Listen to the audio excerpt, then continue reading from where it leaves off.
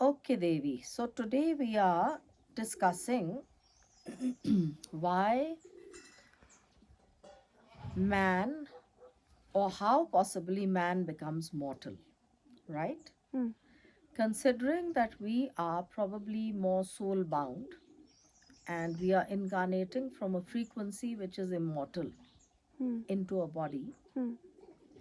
if we accept the theory of cause and effect from Buddhism, Hinduism, and other cultural religiosities, it seems plausible, okay, that desire has been set in motion and the unlived needs to be exhausted, all right? Hmm.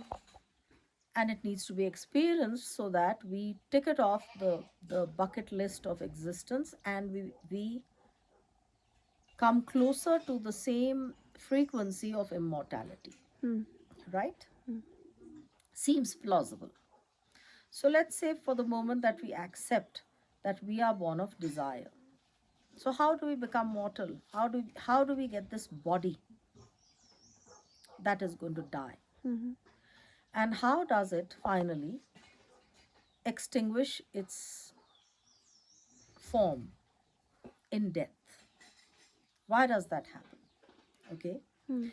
And here I feel that it is desire itself which comes into question. Why? Because we are born from a very comfortable little womb space in which we grow from a single cell, which has been proven, Hmm. right? Here we are only looking at the scientific aspect, we're not looking at soul, okay? Hmm. So we are born from a space of comfort and security and thrust after a grueling experience of birth Hmm. into a place where we are suddenly required to breathe, Yes. okay? So the first moment of our incarnated life begins with that frustration of having to breathe, okay? Hmm. Having to breathe. Hmm. That becomes a problem. So that frustration of desire which has been removed from its comfort, okay, and now suddenly pummeled into an existence beyond its imagination, Hmm. having to breathe air which it didn't have to do before, all of that becomes the first point of frustration of desire, right? Okay. And mortality begins from there. And then the child practices this.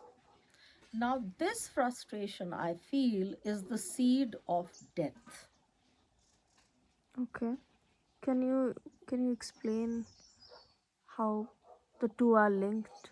Or Right. Well, desire and its frustration. Desire is the birth aspect, hmm. and its frustration is the death aspect, right? Okay. So the duality of desire. Desire and its frustration, Okay. right? It's like life and death. The life force is to live, to Hmm. experience, and the death force is it being frustrated, right?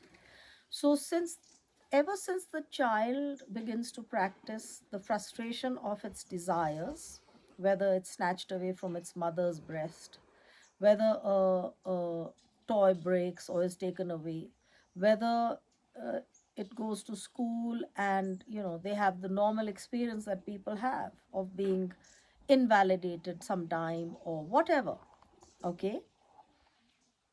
Because when consciousness starts emerging, that is physical consciousness, I'm not talking about um, soul consciousness. Hmm.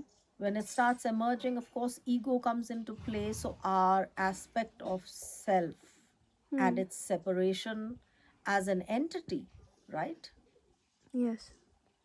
becomes the fragile cloak of desire and frustration. Hmm.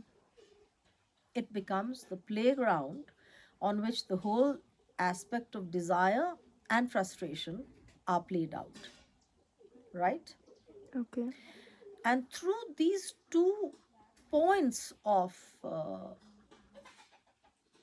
you know, uh, incarnate existence, there are all the other emotions that come into play, right? Fear, insecurity, jealousy, ambition, right? Yes. Drive, all that comes into play through in between these 2 points and in the field of form, body, Hmm. Hmm. which is run by ego and sense of separate self, right? Right.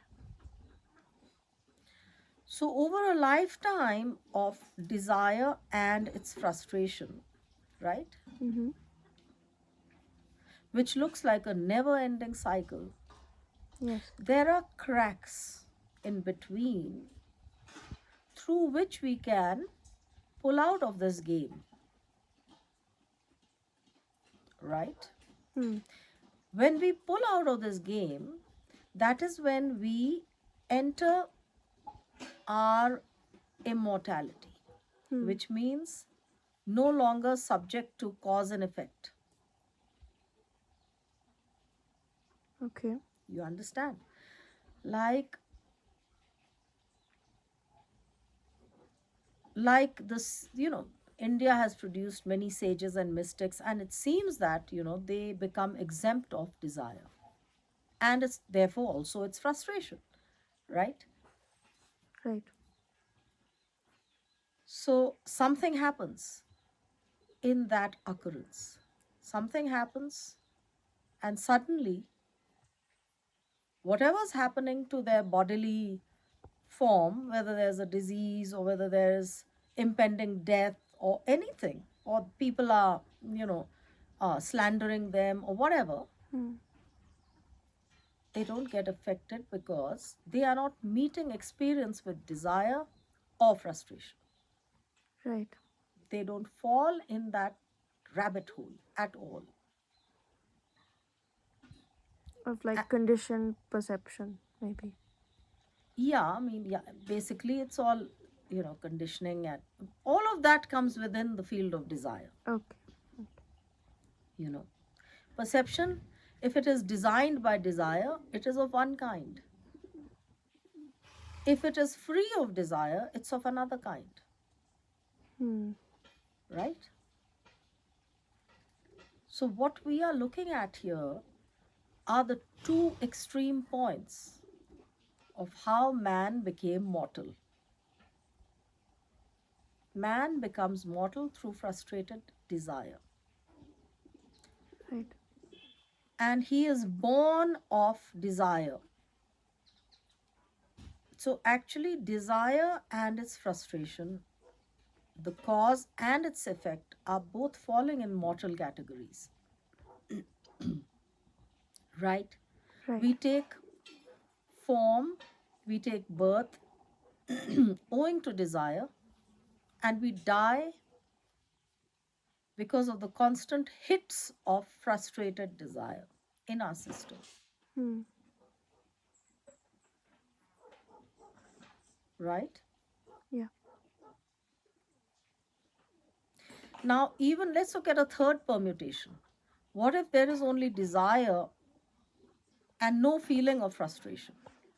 That could be a third category, Yeah. right? Definitely. Yeah. So, when we live out our desires, but there is no frustration, it's not possible in the matrix sense. Why? Because it's always interactive. Okay. If there is a desire which is coming from my ego, Hmm. right, it will be subject to the governing principle of the matrix because it's interactive. Okay. If there is a desire in me which is coming from the non egoic space, let's say from my cosmic mind, it will not be subject to the governing principles of the matrix because it is not seeded from here. The celestial or the cosmic, okay, cannot be seeded on the soil of the matrix. Just like the matrix desires or desire boundness cannot be seeded in the soil of the vortex without a karmic consequence. Let us say, for instance, even if a person has become sublime and reasonably liberated, okay, but falls prey to some egoic desire, and owing to his proximity, what they call siddhis, right, to the field of vortex, manages to manifest that desire, right? It will have Right. karmic consequences Hmm. and mostly dire Yes. because they have taken the alien seed of the matrix into the cosmic womb of the vortex and planted it there. Right. It it amounts to an almost incestuous situation, right? Right. So the only way to immortalize is to travel through those field potentials, those cracks, those doorways which appear between the time lag of desire and frustration. Desire and its frustration. Or even to transcend the aspect of frustration, okay, Hmm. or frustrated desire, or transcend the aspect of desire itself, right? Mm-hmm. To kind of slide past or bypass Hmm. the seeding of karmic consequences without fear. It's a choice. Right. You understand? Mm-hmm. It's how we navigate this terrain of the matrix, the body, the ego, with cosmic consciousness. And once we learn how to navigate in this way, right, we remain untouched by the blasphemy of karma. Hmm. Okay? Okay. So that is one way to immortalize from the mortal. Right. That's all. Lovely.